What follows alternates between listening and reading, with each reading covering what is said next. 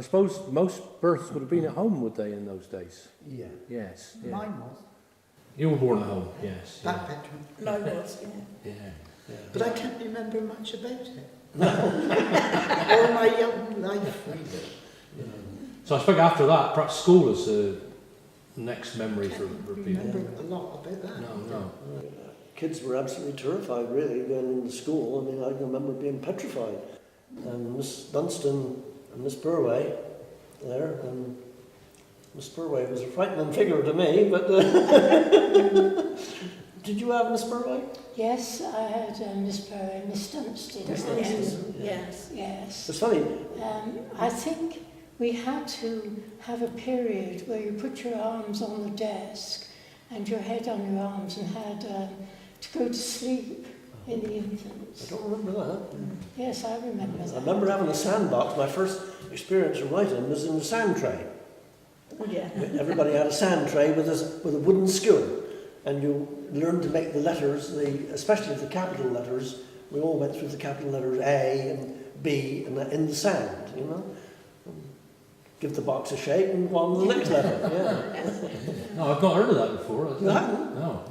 Saved on paper. Doing that. Saved on paper, yeah. Tree rubber. Did you have it? No, I'm much younger than you. Oh, they must have paper when you were there. Yeah, I mean, I was born in 1946, so I was one of those who was more boom babies, as it were. So I remember going through Troon School in a huge class of children. Probably, I don't know, 35, 40. And we used to be all crammed into a small room. I don't know why we're all crammed in there, but had hardly room to move. And always being slightly taller than the average, I was always in the back. But surprisingly, we had Randall Roach, and he taught me a lot, really, in a way, because one of the things he used to finish the day with, if he run out of the lesson had run out, basically, was to just fire a pair of numbers at you. So you'd say 5 8s, 4 4s, 6 3s, and if you couldn't give an immediate answer, he'd say, learn your 8 times table, or learn your 5 times table, or whatever. And I must say, that has stayed with me all my life. And people have said to me when I was at Cornwall College, how can you just pluck two figures out of the air and say that that's the 2 figures multiplied? And it's down to Randall Roach. And that learning when I was 9 or 10. And Randall wasn't a true man, I don't think. No, was he wasn't. Size man, he was. Nice man, Randall was. And then one of my first... rugby for Troon, though. Yeah, one of my first memories when I came here, which is not back as far as that, 1968ish, Elizabeth's father persuaded me to join Talk H. And one of my first memories of the village really is Randall singing with the Talk H choir. Oh, yeah. And he had a really sharp first tenor voice, didn't he? You could hear Randall above everybody else in the choir, really. But I'll never mind there anyway, that's a certainty. That would have spoiled the choir from the start. yeah. I mean, why not think about Christmas? Christmas in Troon must have been special, I should have thought. Yeah, it was. Yeah, it was. I mean, I remember, do you remember when Victor Edwards and Melroy Dunstan and Donald Floyd, they made, and somebody else, they had a little quartet going around singing carols. Oh no, I don't know that. Yeah, I remember them going around the village singing. Diane was saying that she used to wait for the church to be put up in the shop window or something. Oh yeah, Yeah, Harry yeah. Carter's. Harry Carter's We window. got that in there, we put up. Well, that's here now, is it? Yes. Yeah, well, that's interesting. We have a bit of film on that later. That's the That'd one we put up over there. be, yeah, lovely. Yeah. But I must say that I've always enjoyed throughout my life, as far as I remember, singing. But the first real singing I ever did was with Troon Talk H Choir singing Christmas carols. And I don't know how old I would be. I've seen a photograph taken at Lady Road, actually, and I would think I would have been about 7 or 8. And that was my introduction to singing. And, At least you had a good introduction. Yeah, I Your got a father photo had a good of voice that. anyway. well, my father, schooled me, as it were. Yeah. Yeah, it's probably important to say we're talking about Christmas carols, but not Christmas carols as people outside of Cornwall Oh, no, know them. No. Merritts and Merritts. Wilmingtons and so Of on. course, we had 2 chapels there then. Chapel Square and... Yeah, I was saying to Robbie about that. I mean, that's an indication of how much influence faith had on the village, really. I think Yes, that there was yes. that number of. 2 chapels and the Church of England. Yes, Yes. indeed. Yeah, I mean, would I be right in saying that really the chapel would have been dominant? Aren't saying the Church of England wasn't supported. Oh, definitely Methodism was Yes. the thing. Yes. Yeah. In Cornwall, I think the really. church. Yes. I think the church incorporated a lot from outside. Beaton and even Campbell came Yes. to Slothan Church. They were supported from the area around. But the Methodists, but the 2 chapels were from within the village mostly, weren't they? Yeah, I think in the definitely. early days, the village was basically a mining village, Yeah. and the miners were predominantly Methodists. Yes, they were. Mm.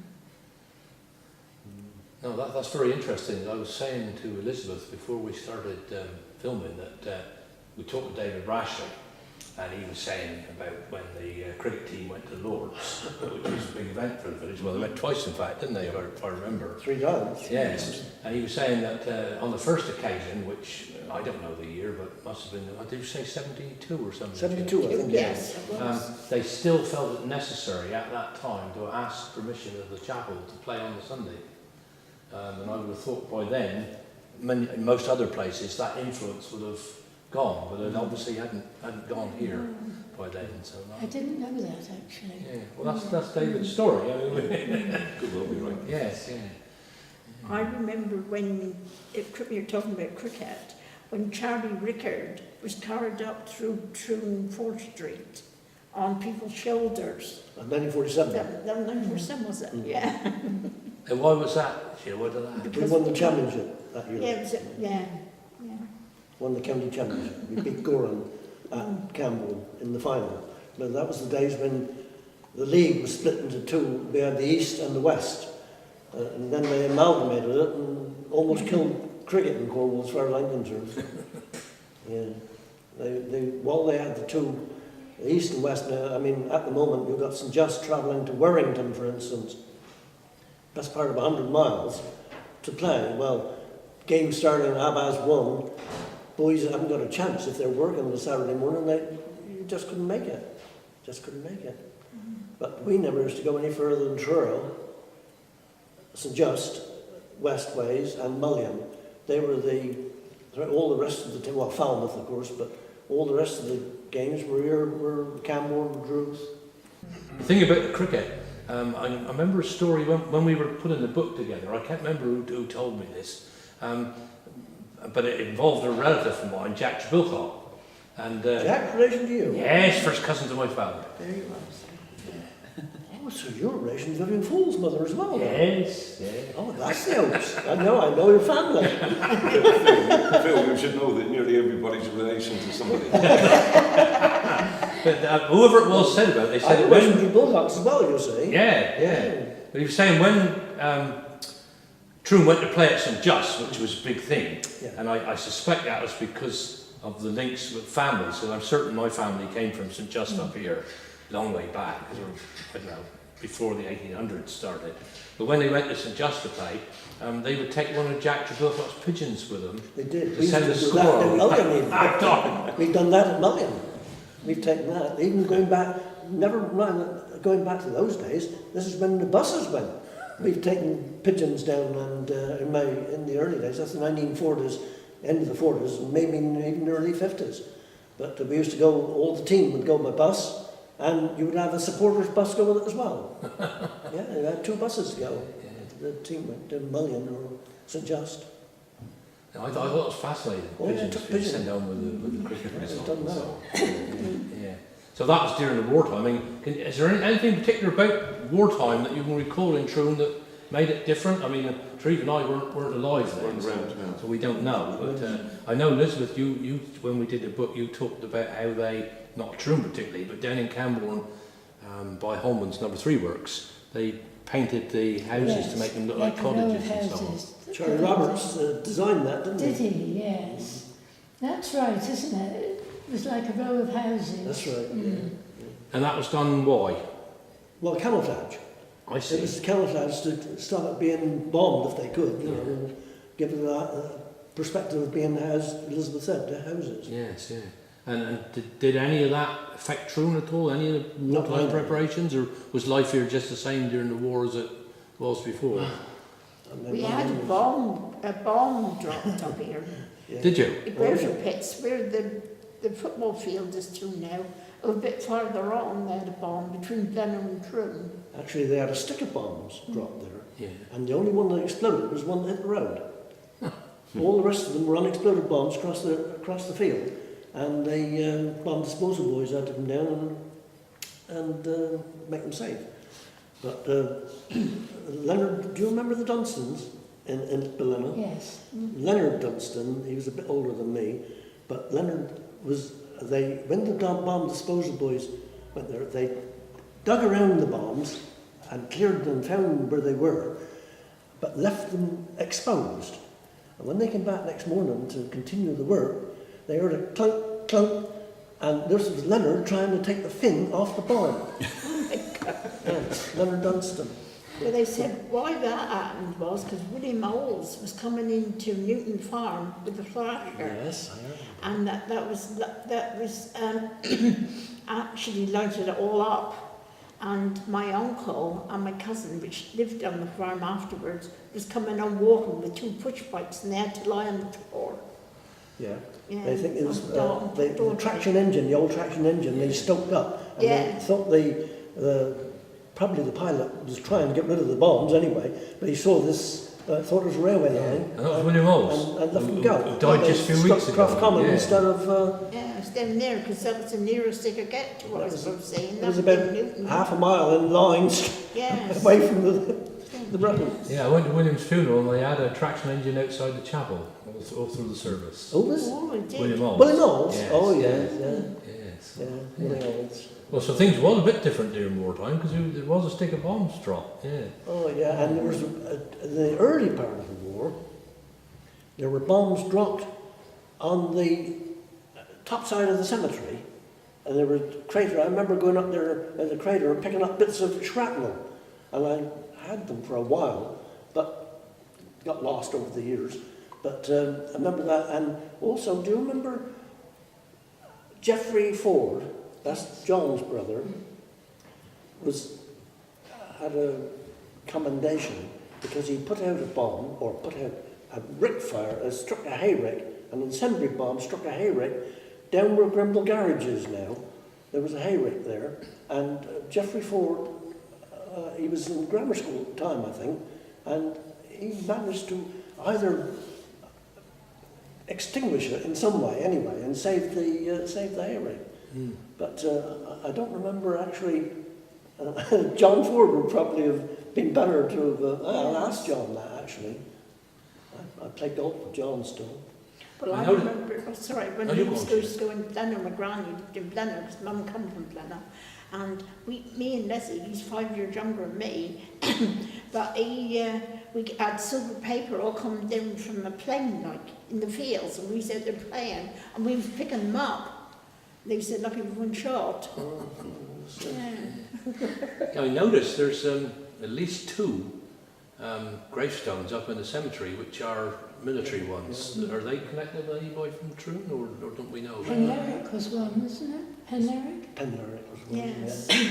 The trouble is, you know, although I was 13 when the war ended, except for Edmund Cock, and I don't remember these people, you see, although they were Troon boys. It's funny, but I didn't know Bobby Williams. What's it called? Bobby Williams, wasn't it? Willie Baker, Yes. his son. But I don't remember him, you see. No, I don't remember him. And nor the Bray, nor the Vivian Bray's brother, and Harold. the Clemos, I don't remember Mr. Clemo either. It's funny, I was don't register at all. I mentioned evacuees just now. There must have been a lot of evacuees in the village. yeah. You got any special memories or Oh thoughts my of that? goodness, remember having stone fights with them? Troon boys versus evacuees, pelting stones at each other. I've heard my mother say, because my father was in services, of course, he was prisoner of war, my father was. But I've heard my mother say that she had a girl called Mary who came from East End of London. And she was in her early teens, early middle teens, so she wasn't a lot younger than my mother actually. And she never knew that there are places like this. This was absolutely heaven as far as she was concerned. Never seen a place like it, and loved it going down to Portreath and Godrevy and so on bike, cycle down there. And I can remember her in my lifetime coming to Cornwall many times because Cornwall meant so much to her. And they did intend coming down here to retire actually, but her husband died and various things happened and it never happened. But Troon was somewhere special. Well, that's a real tribute, isn't it? I think some people say that. Well, Mary, you were saying about this evacuee, weren't you? Mary Rose was a sister to my aunt's evacuee, Billy Rose. And I think there was another sister down where Mark lived now. Mr. Williams, do you remember that? No, Or was it across the road where the Berrymans lived? So the girl who was with my mother Yeah. had a sister and a brother I think, in the village as well. I know that Aunt Laura's was a brother to her. But I think there was another sister, but I'm not quite sure about that. Phil, somebody broke their back. John Donegan, yeah, he was an evacuee, a fine built boy, a lovely boy, 14 years of age. And he was with Billy Sadler, I think there was another evacuee called Billy Sadler. And they went down in the woods and they were climbing trees and fell up a tree and broke his back. 14 years of age, yeah. He was evacuated with Jack Trebilcock. Oh, the father's cousin. Yeah, that's right, Jack Trebilcock. Well, what Treve said rang a bell with me. It didn't do with Troon, but of course down in Bripper where I was, they had evacuees as well. And there was a whole group of them there, and they'd never seen the sea. And they were taken down to Godrevy. You were saying they loved Godrevy. And there was one little boy there who stood apparently for ages looking around without saying a word, and then he looked up and said, "What time do they close the gates, mister?" He thought it was a park. He didn't know it was a place you could go and do whatever you wanted to do. Yeah, that's fascinating. Well, we had Joan Bargraves and Pat. Remember Joan and Pat? Yeah, and I then think Betty you- was across the road. There's one family lives there. Yeah. Tell you what we're interested in is the mining history of the village. Now I know that there's nobody alive now who were here when the mines were working, because Wheal Grenville closed, I think, 1921. There might be some people who were alive, but not with any memories of it. But I think that probably had a great influence on the village, because that mining tradition is in everybody, I think, who comes from Troon, really. And I remember Diane was saying that there was a great awareness of shafts and things like that. They were always told not to We go. were terrified of shafts when we were kids, yeah. Yeah, my mother used to say to me, you can go down the Reens to play, but don't go down Wheal Grenville, because there's shafts down there. Don't go to Wheal Grenville. Remember the one across from And here? of course there was one across the road from here, and one in father-in-law's field, just behind here. But it's scary really to think that there were so many shafts, and also that Wheal Grenville and Kildare mines employed nearly 1,000 people between them. And then just down the road, of course, was the big mines like Dalcoath and East Pool and Cook's Kitchen and so on, employing lots of people. And you think, when those mines closed, most of them in 1921, it must have been devastating. Yes. Absolutely. I mean, what did they do? Well, they went overseas, didn't they? Most of them? Well, That was the Yeah. Exodus, really, wasn't Yes, it? it was. Yeah, because your father went to He went to West Indies, West somewhere. Indies. Yes, yeah. So I can remember Elizabeth's father saying that they were talking about the shaft across the road here for the chapel, that was worked from an engine, presumably this side of the road, with flat rods going Yeah. across the road itself, which is Do you ever hear your father say anything about this chapel was built out of capped shaft? No, I didn't know that. Well, my father told me that this chapel was built on a capped shaft. Now, I don't know how accurate it was because it was before his time, obviously. But how accurate the information was, I don't know. Well, it's entirely possible if there was one there and there was an engine here. Entirely somewhere. possible, but then on the other Would hand, they have there done was that? lots of land available. Yeah. Yeah. You wouldn't choose that piece of land. I wouldn't have thought so. When you think about it, the village, when it was only the original village, the granite houses, as it were, was quite small, really. Oh, yes, it was. Yeah. So they had acres of land where they could have built the chapel. I Yeah. don't think personally they would have been silly enough to build it over a shaft. No. I wouldn't have thought so, but where he got it from, I don't know. I did hear an old miner say once that the land north of here, north of the chapel, is what the Cornish call Killis. It was tin bearing, copper bearing ground, but south of the chapel is granite. Now, we've just had this situation where they've been putting in the repairs to the adit, and the driver of the digger said to me, "I've never seen granite like it in my life." I said, "You should have asked some true people." Yes. Yeah. Because underneath my bungalow, we couldn't hardly dig the foundations because we struck granite so early. And when we had gas put in, they had to blast to dig a trench to put our gas pipe in. So with this granite, solid granite seam to the south and the Killis to the north, where would the people have built their houses and where would they have built their chapel? They would have built it on the solid granite, wouldn't Yeah, they? that's right. Yeah. Because they knew the geology of the land. And you're right, the village was small. I think the Great Flat Loam, which really led to the expansion of Wheel Grenville, wasn't discovered until the 1880s, I don't think. I may be wrong on that, but I think it's 1880s.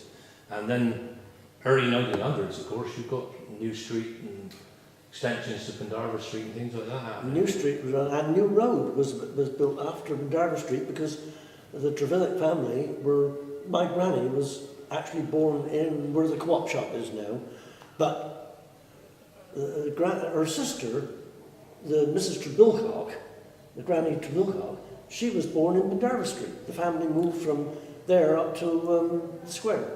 Well, I was fortunate enough to see an old map of Troon, 1880 something, and the only houses in Troon then were the west side of 4th Street, portions of Pendarvis Street, the houses that run at right angles to the main road here alongside the chapel, and Chapel Square, which also runs at right angles to the main road, and the houses in Leyte, which run again at 90 degrees to the road, going in towards Leyte Farm. That's right. So those were the oldest houses, and a couple of three up around Croft Common. That was earlier than 1880 because that co-op shop was built in 1856. I can tell you that. Yeah, well, There in the square, yeah. In the square. Yeah, That was built in 1856. I mean, I can bear what Treve says about Lady Road because the cottages opposite me are the oldest. yeah, the oldest. Our house wasn't built in 1910. Yeah. No. So that was the first house built in New Road, where the co-op shop is now. That was the first house built. Well, in fact, on this map, New Road stopped just below the school.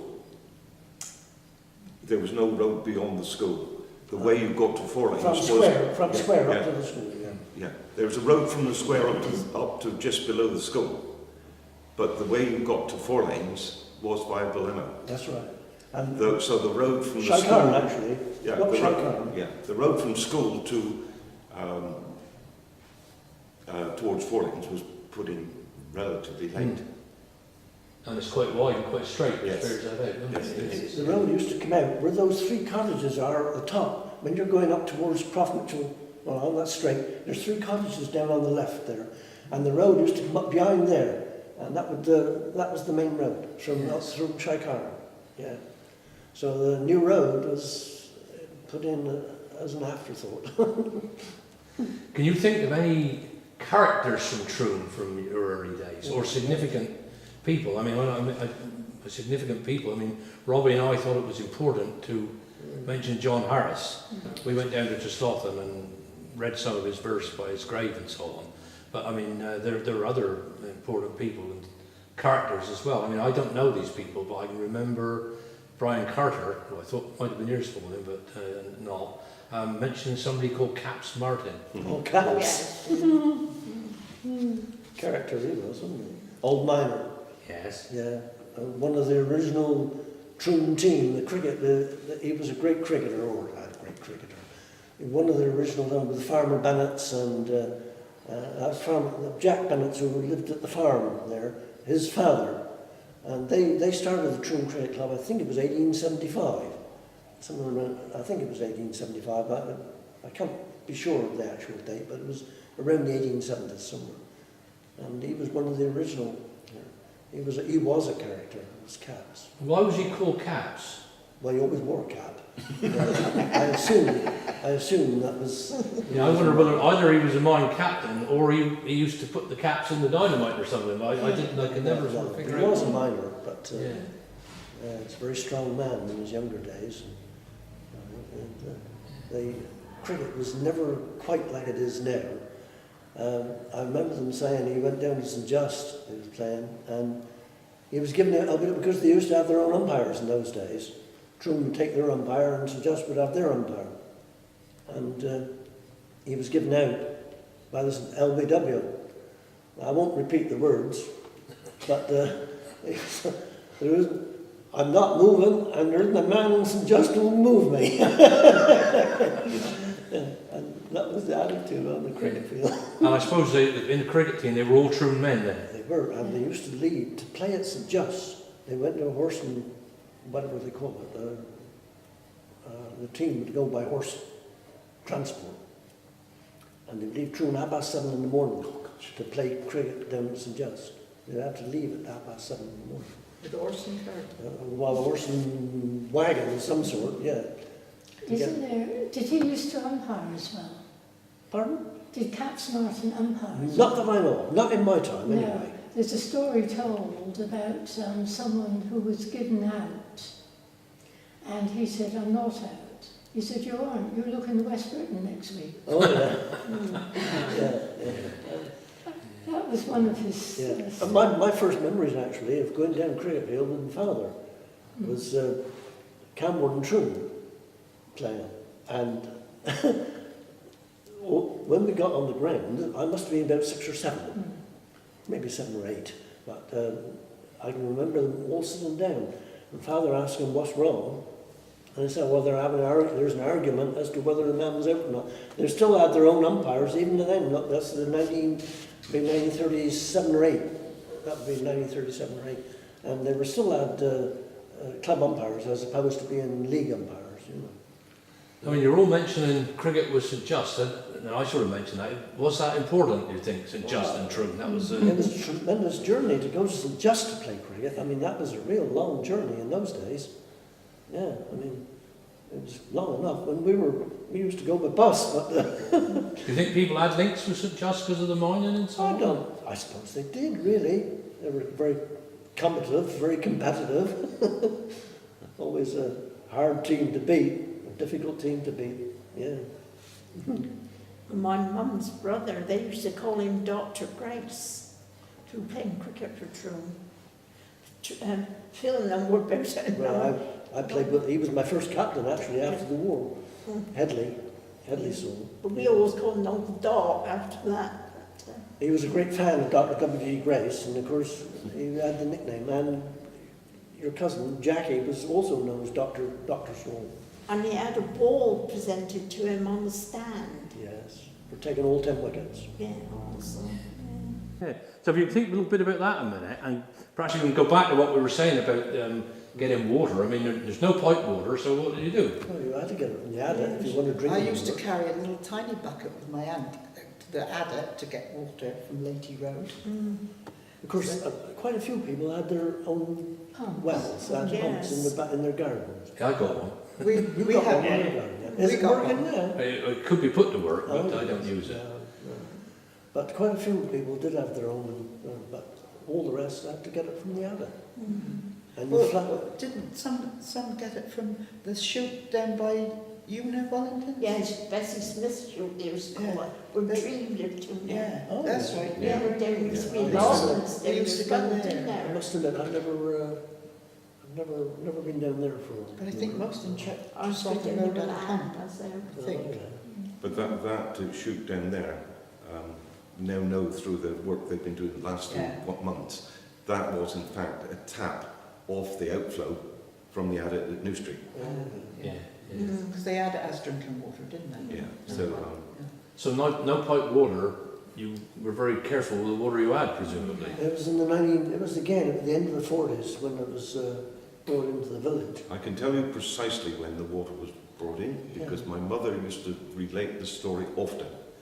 My brother Graham was born in March 1951 and water was turned on just in time for her to have the facility of using piped water to wash his nappies. So Diane was right, wasn't she? Yes, she was. Early 1951. Yeah. I know we used to dam up the stream up at the back of where the blacksmith shop used to be.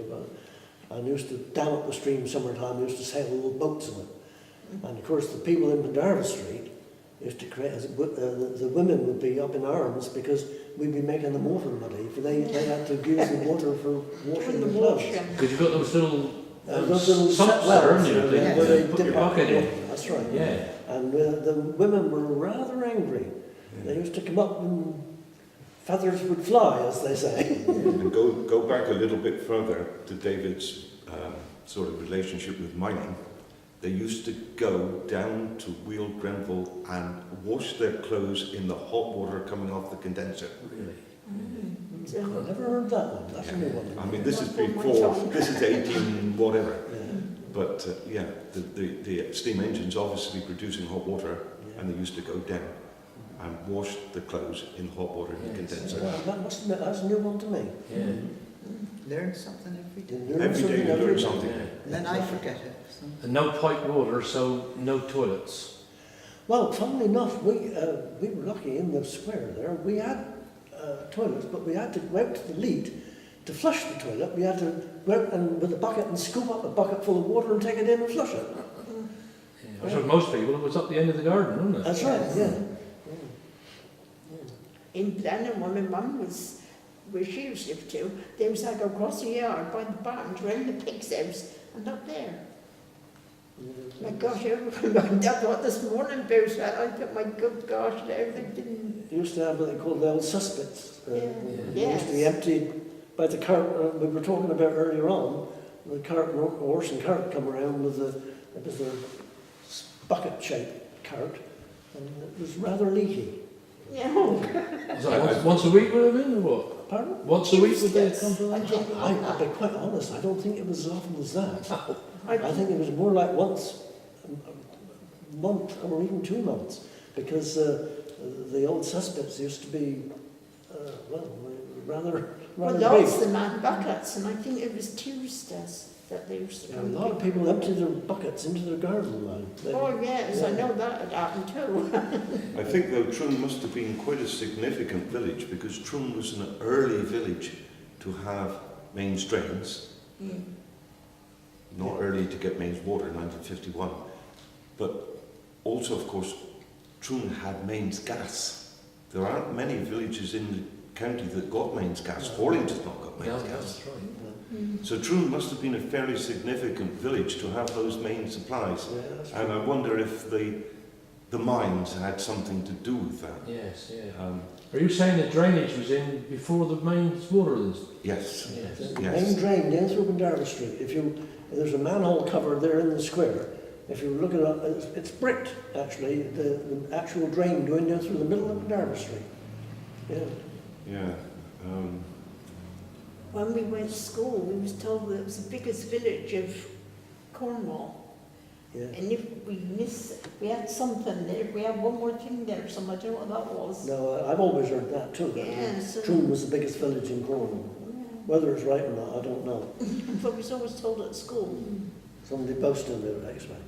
Well, I remember, I don't know about recently, I suppose it's more now, but 20, 30 years ago on the electoral register there were 2,200. 2,000. Yeah, that's not counting children, obviously. No, no. I suppose more than that now with the expansion of the Yeah, village. probably, especially years ago, with big families, because family sizes are nowhere near like they used to be, are they? No. And family size, when there was a lot of children around, I expect there was more than that. Going back to the old days. You say about children, I think one of the greatest things of my memory is that Troon was our playground. Yeah. As children, this village was our playground, and we had no fear that if we fell over and cut our leg or bruised ourselves or something, I had no fear of going to anybody and saying, "Can you patch me up?" Because we knew everybody, and I know I had several accidents, one might say, myself, because I was an avid dandy builder. And if anybody knows what a dandy, a buggy thing with wheels on, make it out of wood, put wheels on. And one of the things I used to do, to my mother's dismay, was go to New Road and set the dandy off down the slope and see how far it could get before it came to rest. Well, it usually came to rest around, well, where the chip shop is now.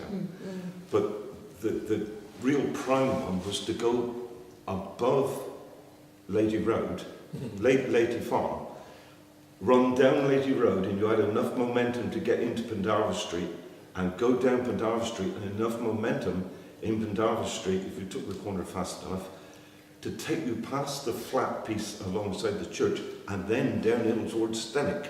Oh dear. Well, there's no cars. But we only have of course, there one were no car. cars. That's the answer. And I remember thinking as a boy, I wanted the courage to go up to Forecross and run down the steeple from Forecross to Stenick, but I never plucked up courage to do that one. We used to do the Prof Common corner. Come on, Prof Common. Yes. In the village, we used to do the same thing there. But no cars, but buses. One car that that was Mr. Lovelock, the butcher, wasn't that? And Jack Hill on his motorbike. Yeah, that was. Mr. Dunn had a car quite Still had early. a car quite early on, yes. And the Carter family. Mr. Tom Carter. Did they? I don't remember them having a car. And I remember that Denise father, Bill Pierce, No, no. and Frank Carter Yeah. used to drive it. Yeah, they had cars, but I don't remember the... And Percy Nichols, they fell in the lake, didn't they? They was moving houses, an house or something, when they did that street. Who? Percy Nichols. Percy, that's Nichols' father. You know. Yes. He married Courtney Hawkins' sister, Dorothy. Yes, yeah. Mm. And they felt that accident, fell moving house or something, wheelbarrow or something, went in the river. Do you remember a tree? Yeah, I've got a faint recollection of that somewhere, but very faint. Talking about accidents, I'm sure somebody told me when we were doing the book that somebody was killed with a traction engine just down the road. Yeah. In actual fact, he was my great auntie's son. Really? Yeah. Called us Skilly. Yeah, down by Grenfell Garage somewhere. Yeah.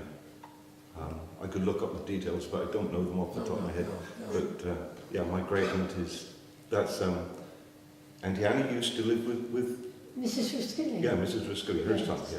Was he your brother to Arthur, was he? Yes, yes. But come back to the dandy building again.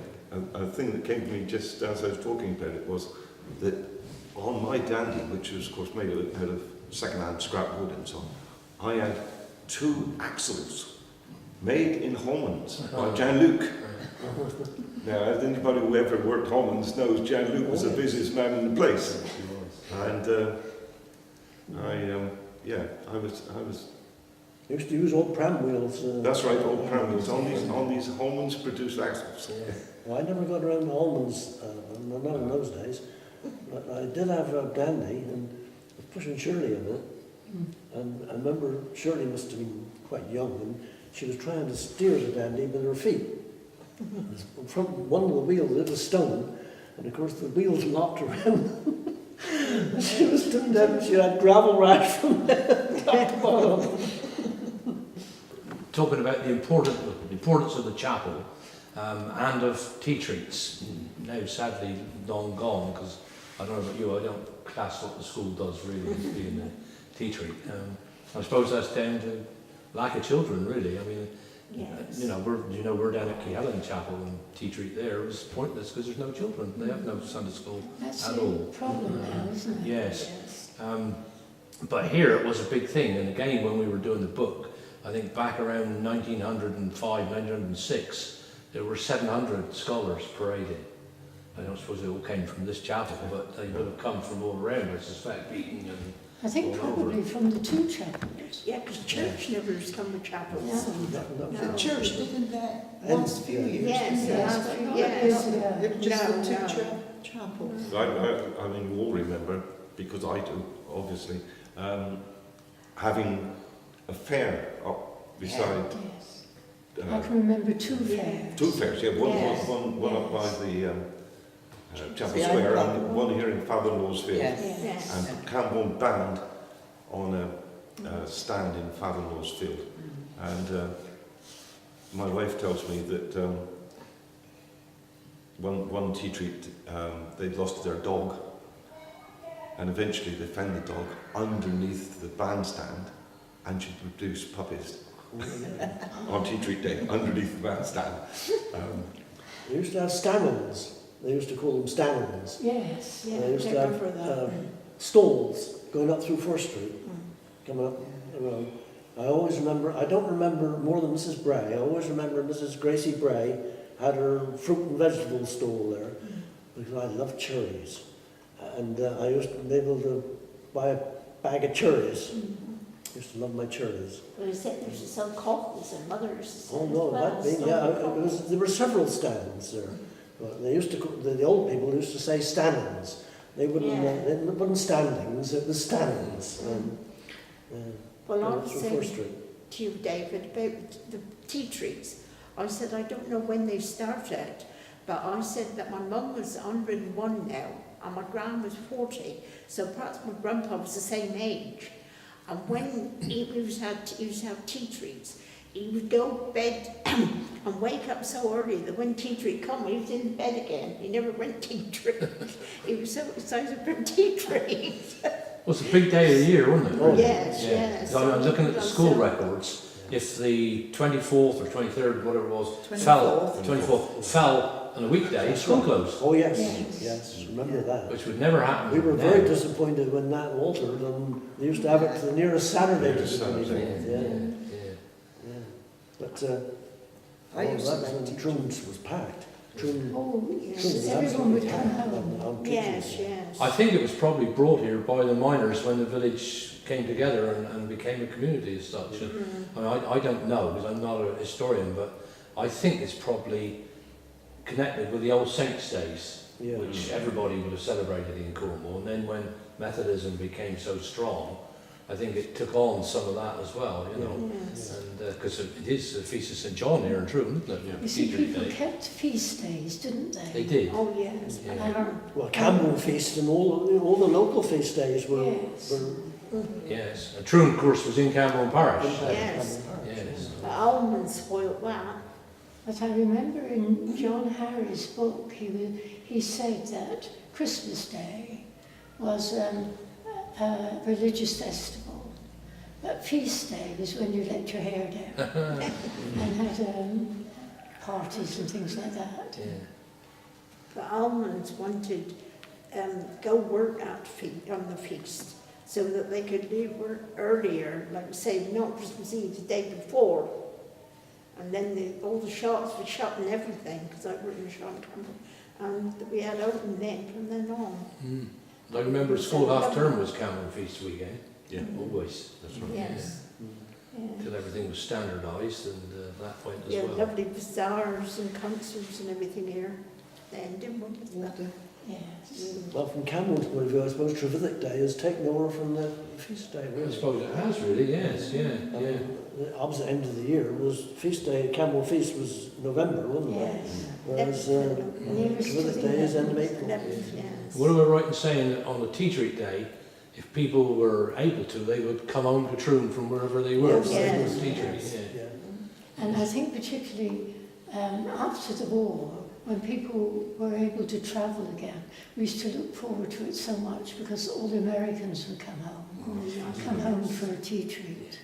So they'd make that trip to come to Yes. Troon for tea treat. That's right. We've had 5 generations that went through school. In your family, yes, yeah. The last one left last year to go Camborne. What I'd like to touch on briefly, if I could, because Elizabeth just mentioned it, is the overseas connections. I mean, I got family in nearly every continent, I think, and I'm sure you're probably the same, most of you. Well, my grandmother was born in America. Cornish parents. All she had to do to upset her was say, "You're a Yank."